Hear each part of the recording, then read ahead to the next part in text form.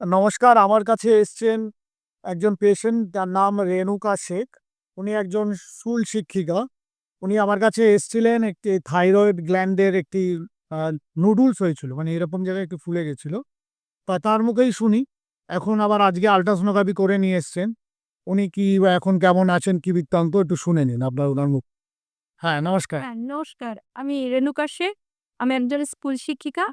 তা ডাক্তারবাবু যেটা বললেন যে, আমি ১ম এ সত্যি আমার যখন থাইরয়েড ধরা পড়েছিল, আমি তো বুঝতে পারিনি যে মানে বুঝতে পারছিলাম যে থাইরয়েডে, কিন্তু ওইখানে যে নুডলস এটা তো তখন বোঝা ছিল না। তা স্যারের কাছে আসলাম যখন, স্যার বলল, "তাহলে একটা টেস্ট করিয়ে নিতে।" তারপরে টেস্ট করালাম। তারপরে ওখানে গ্ল্যান্ডগুলো অনেকটাই পরিমাণে ফুলেছিল। ওখানে ১২ আর ১১, আর একদিকে ছিল ১১.3 এরকম, আর ৮।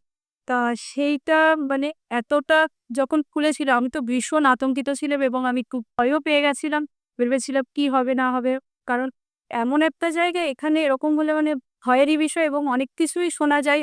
অনেকের মতো অনেক অপারেশন, তারপরে অ্যালোপ্যাথিতে গেলে কি হবে বাবা, এখানটা অপারেশন হলে কি সিচুয়েশন, অনেক ক্যান্সারের একটা ভয় থাকে। ক্যান্সারের একটা ভয় থাকে। এটা তো থেকেই যায় এবং প্রচন্ড পরিমাণে ডিপ্রেশনে চলে গেছিলাম। তারপরে স্যারের কাছে যখন আসলাম, স্যার আমাকে এতটাই মানে আশ্বস্ত করলেন যে, "এটাতে নিয়ে আপনার কোনো ভয় নেই। হোমিওপ্যাথিতে সমস্ত রকম ট্রিটমেন্ট হয়। আপনি নিশ্চিন্তে এটা ট্রিটমেন্ট করান। আমি আপনাকে ৪ মাস টাইম দিলাম। আপনি কিন্তু পুরো ঠিক হয়ে যাবে।" মানে ঠিক মানে আপনার প্রায় কমেই যাবে। হ্যাঁ, ওই এই উনি যেটা বললেন, যেটা হচ্ছে উনি ১ম রিপোর্ট নিয়ে এসেছিলেন এখানে হচ্ছে 5th মে। আপনারা দেখতে পাবেন 5th মে। তখন উনি যেটা বললেন, ওনার গলার ২ সাইডে দুটো টিউমার হয়েছিল, মানে নুডলস বলে ওগুলো আমাদের ডাক্তারি ভাষায়। এই দেখুন, একটি ছিল হচ্ছে ১২, ১১, ১২.০ এম আরেকটা ছিল ১১.৩ mm। আরেক সাইডে ছিল ১১.৩ ইন্টু ৮, কিন্তু ১১.৮.৬ এটা নেই এখন আর।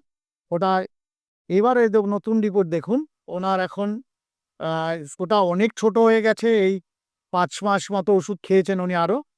আশা করি আগামী দিনে আরো কমে যাবে। এখন ওনার সাইজ আছে ৬.৬ ইন্টু ৬.৪। আর এই জন্য বলছি, গলায় নুডলস হলে যে ভয়ের কিছু নেই। ও ঠিকঠাক যদি ওষুধ খেতে পারেন এবং যদি ডাক্তারকে সঠিক ডাক্তারের কাছে নির্বাচন করতে পারেন, আপনারা সকলেই ভালো থাকবেন। নমস্কার, ওনার মূল্যবান রিভিউ দেওয়ার জন্য। এতে অনেক মানুষ উপকার হবে। হোমিওপ্যাথি প্রচার স্বার্থে ওনাকে আমি ধন্যবাদ জানাই। আমিও ধন্যবাদ জানাচ্ছি আপনাকে। কারণ এখানে এসে আমিও অনেক উপকৃত হয়েছি। ধন্যবাদ।